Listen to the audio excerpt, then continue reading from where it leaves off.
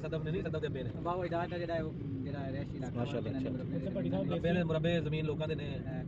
ਉੱਥੇ ਦੇਖਾਂ ਹੁਣ ਵੰਡਣੀਆਂ ਨੇ ਦੇਖਾਂ ਇਹਨੇ ਚੜਾਤੀਆਂ ਖਾਲੀ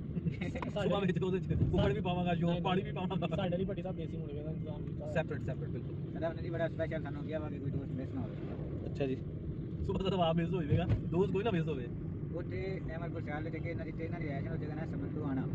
ਸਮੰਦੂ ਆਣਾ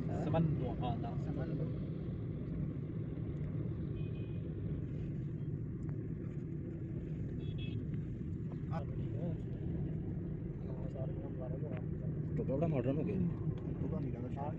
आज ही है ना लो ये चाय पिलाएगा पट्टी तो वापसी में कुल्फा कौन खुआएगा ये दस कौन तो बोले ही नहीं भाई 10 मिनट नहीं खाना सर उस्ताद ने उस्ताद सीनियर साडे असि सीनियर ਦੀ ਮੌਜੂਦਗੀ ਵਿੱਚ ਖਵਾ ਸਕਦੇ सीनियर ਤੁਹਾਨੂੰ आप क्या नहीं बाहर में चल यार साहब सीनियर ये सामने